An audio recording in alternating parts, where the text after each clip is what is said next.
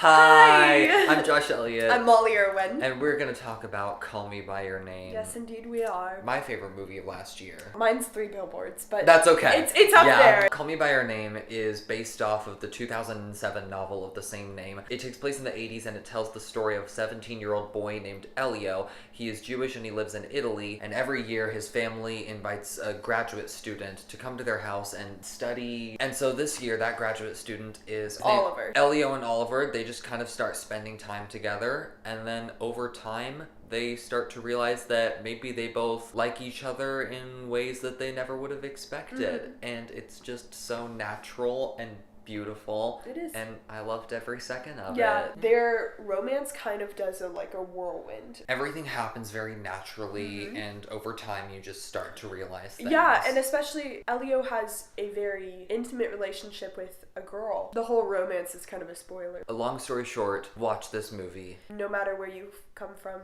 no matter your opinions. No matter your sexuality. I think there's something that everyone can learn from it and everyone can enjoy in it.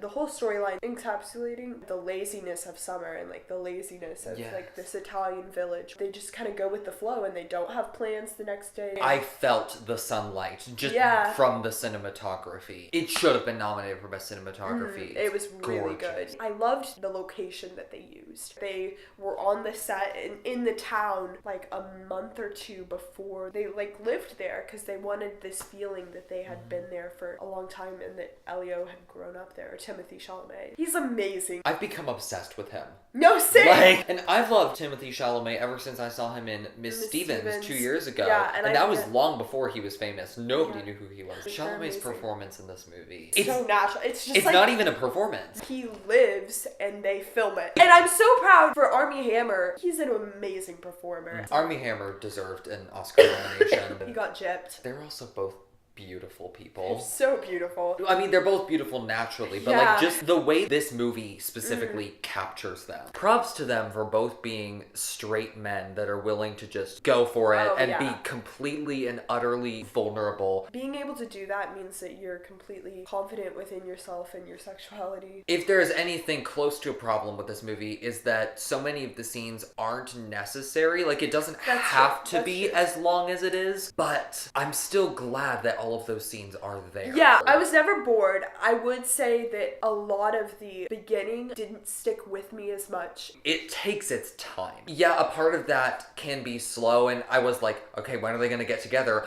But it also just heightened my attention. I paid more attention to it because I was waiting for it to happen. Yeah. And I also remember so many of the scenes. It's an experience. It's not just moment after moment. It's the whole grand scheme of things. Yeah. I mean, obviously we need to address the father. I think it's interesting because we don't have too much perspective on the father. And then he literally comes out to his son. Wait, did he say he was gay? He revealed that he had feelings for men. Elio was like, does mom know? I didn't know if he meant that or if he just meant that he had never fallen in love the way that Elio had fallen in love. That too. Maybe it's supposed to be interpretive. I mean, maybe. That scene has made me tear up every time I've seen it. It was a very powerful moment. My favorite and also the most heartbreaking where I just was sobbing in my seat. The scene where he's sitting in the car and his hand in his temple and he's crying like this and I just... And then the scene in the fireplace at the very end. Oh my word! He's an amazing actor. Holy fudge. I was mad that Oliver was afraid to be himself. But Elio wasn't. I and know. His parents accepted him. They're the best movie parents ever. But they knew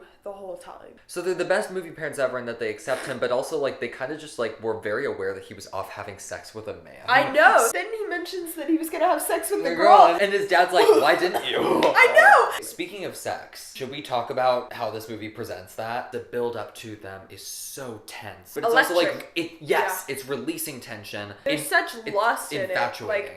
It felt so exposed and natural and vulnerable, and I just loved it.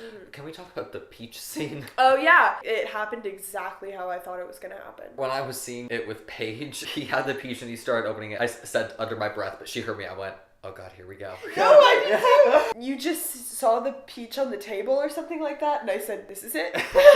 He has 4 orgasms over the span of 24 hours, so know. he's had a big day. He's busy. He's a busy little fellow. Because he has sex with Matsuya, And then he has sex with Armie Hammer that night, and the very next morning And he has sex with the the Peach, and then he has sex with Armie Hammer. Yeah, my mom's watching this. Hi, Mom! Also, I want to say, coming from someone who has read the book, I read the book after I saw the movie, and then I saw the movie again. I think it's a perfect adaptation because they cut exactly what was necessary, but they stayed true to everything the story was about and how it felt. That's nice. Is Love, Simon out? It's not yet. Which one will be more powerful film for the gay community? I think Call Me By Your Name will definitely become a classic, but as far as I can think, Love, Simon is the first gay love story targeted at teenagers. I think in terms of attention, Love, Simon may get more, but I think Call Me By Your Name, in retrospect, will have had a bigger impact. I think it would be more interesting with Love, Simon. I wish kind of that it was just like a rom-com, that the character was gay in it, rather than making it solely about his sexuality. We haven't had a gay love story that doesn't involve the characters figuring out their sexuality as the movie happens. But I think in the coming years, you know,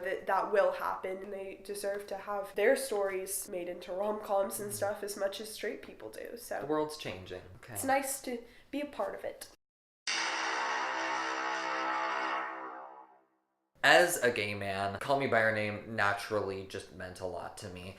But the thing that surprised me most about it was just how naturally it presented the characters being gay. It's such a beautifully sensual environment, and the actors and characters are so vulnerable. It's unlike any love story I think I've ever seen, because it really just feels like you're watching these characters' lives. This is a beautiful movie, and I loved every second of it. So I'm giving it a 10. There was a lot of build-up for me going into this movie, and I had a lot of expectations for it. It met those expectations. It made me cry harder than a lot of movies have in the past. It was very impactful. I really appreciated the thoughtfulness of Luca and all of the actors that went into this. I would give this movie a 9.5 only because I had more expectation for things to happen in the beginning, but I still wouldn't say that I want it to be different. So our final verdict is a 9.8. 3 Billboards, Lady Bird, and Call Me By Your Name are just gonna duke it out at the Oscars, I think. Everybody says Shape of Water and stuff, but in my top list, those are the 3. I really think Timothée Chalamet is an underdog for Best Actor. I definitely think that he deserves to win. I feel like a proud parent, but also I'm like attracted to him, so it's like... I just want to say one more thing. If you haven't seen this movie and you want to, make sure you don't have anything else to do for the rest of the day. I've seen this movie 3 times, and every time I see it, I can't do anything. Oh, it drains you. It's an emotional roller coaster that just takes all your stamina. Oh, and the songs. It deservingly is nominated for Best Soundtrack. Well, Best Song. The score isn't original, but it's beautiful. It gives it a vibrant, youthful energy. The music is like a part of the story as well. This movie literally consumed like a month of my life. It was all I thought about for a month. I just sat in bed and researched Timothée Chalamet. What did you think of Call Me By Your Name? Let us know in the comments. Comment below. If you comment, I will call you by my name. Yeah. Josh, comment. Yeah. Molly, comment. Yeah. Molly. Josh. Let's go eat some peaches! Woo!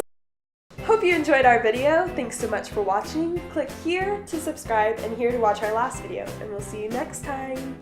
High School Film Nerds.